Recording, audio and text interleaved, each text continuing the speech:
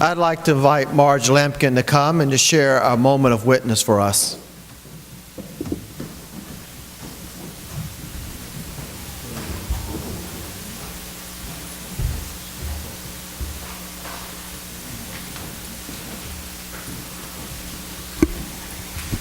Good morning.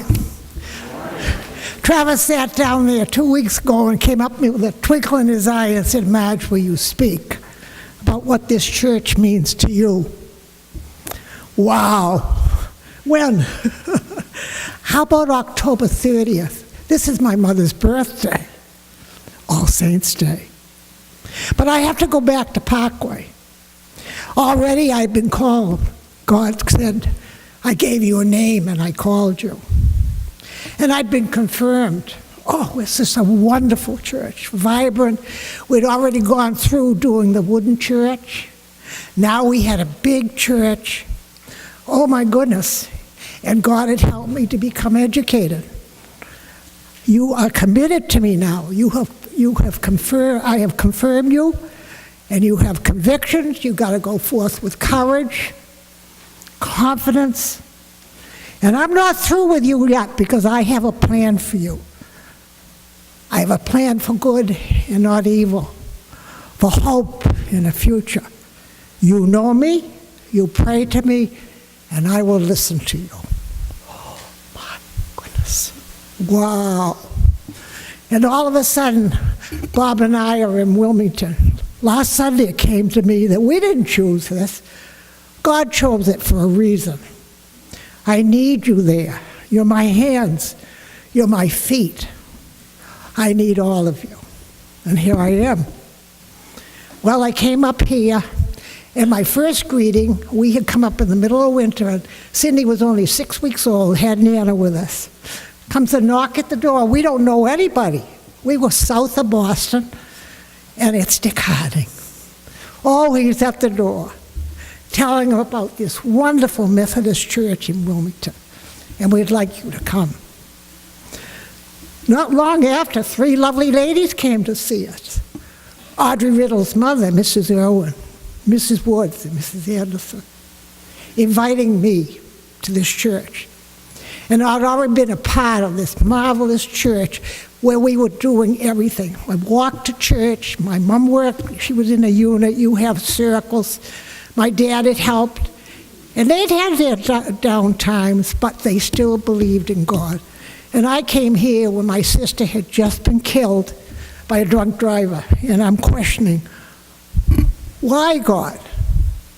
And Dudley Buck is the lay leader, and he gets up and he speaks, and he has just discovered the chip. He's part of MIT, and he's confirming that there is a God. Think about it. So here I was, and so first thing I taught Sunday school. I've been in the choir at Parkway. I need you, says God. I need you to teach. I've taught you to teach Sunday school. Now you're a leader, and you need to teach somebody else. Oh my goodness. But there I was with the preschool, absolutely loved it. Dot Fairweather, Jeannie Jacobus were under me, and we were in the old wooden Roberts house. We would have 40 to 50 preschoolers. And we were teaching Sunday. We were making our own Play-Doh. We were sitting down every week and planning what we were going to do for the next lesson. Talk about fun. Oh my gracious. Well, I'm not through with you yet, says the Lord. I'll give you time off, okay? Your mother-in-law's got Alzheimer's, and I'll let up, but, you know, I'm not through with you yet. So anyways, but I got into Circle because we had units in our other church, and my mother was just loved it. And I'd sat around with the ladies with my little sewing machine, imitating them when they were making things for the fair. I think of Mabel Butt, another one of our saints. All right, here we go. I'm not through with you yet, Marge. And now, Willis Miller. And now it's time to give you a rough road, Marge. Suddenly you're in the hospital. Willis Miller is your pastor. You've been told that they're going to take your colon. Oh my God, I'm scared. And Willis comes, and later the doctors come to me and say, could we experiment on you instead of opening you up. Oh, thank you, God. He was there. The church was there. This wonderful, wonderful church. All right, now I got to put you back to work. You thought you were never going to teach again? You're going to work at the North. And who's at the North but Jay Miller, Reverend Willis's wife, great friend. God said to you, I will put the right people at the right time where you need them, because you belong to me. Wow. And on it goes, and I could go on forever. But that was in the 73. In 80, oh my goodness, I'm going through what my parents did. Our son's been hit by a drunk driver. Please, Lord, I don't want to lose him. I lost my sister, please. And God heard me. And Bill survived. Wow, he is listening. Take a deep breath, Marge.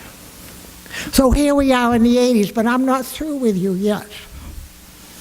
Yeah, now it's time to hit your husband. You know, you have the ups and you have the downs. And Joyce said to me just the other day, you got to be up in the mountain and feel the valleys to really appreciate. Oh my heavens, I'm teaching school. Bob's had a stroke. How is this all going to end? God's saying, I'm going to take him, Marge, but you're going to be strong enough because I'm with you. And I'll prove to you that I can take care of you. So who does he have at the high school but this wonderful Aunt St. Audrey? I'm really getting personal, but she was there because she needed to be. I needed her. I had to go on a new job. Where does the strength come from? Not from me. And that's how it was.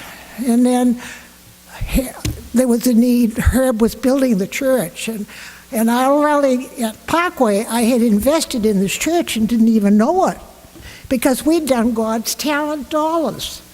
And Dr. Pierce had passed out $1 to everybody in the congregation. He said, make it grow.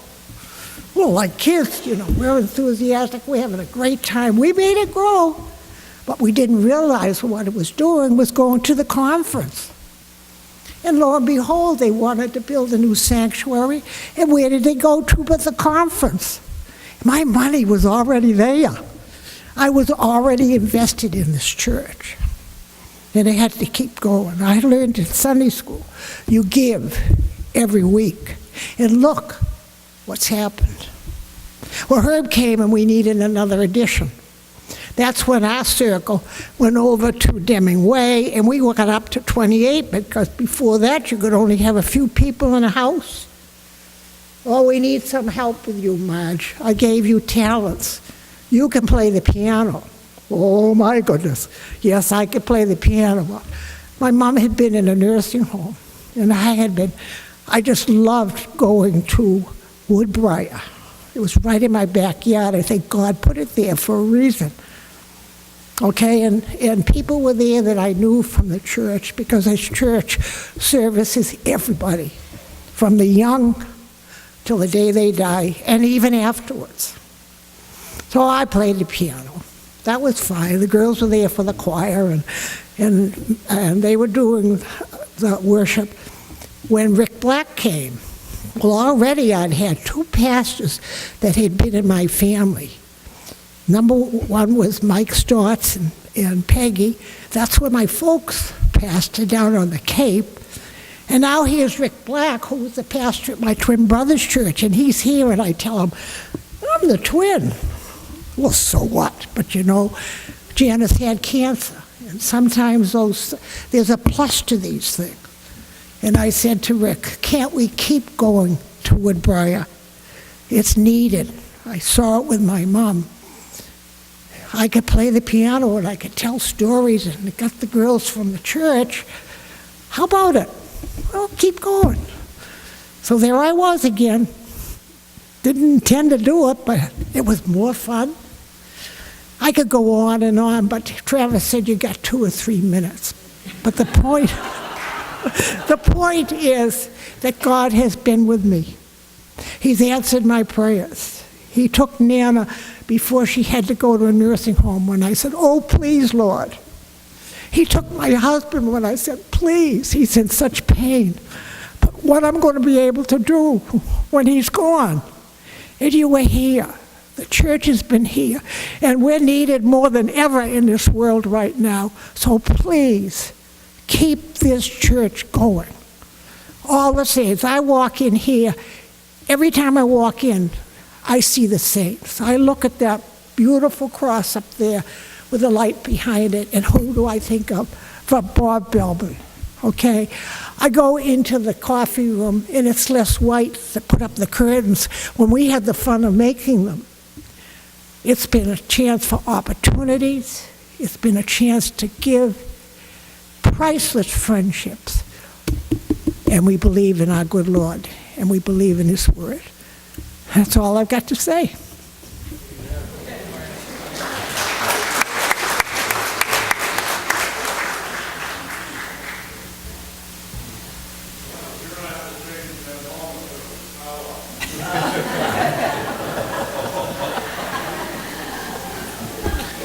Now that you've heard an incredible, powerful sermon, thank you, Marge, because God is not done with us yet.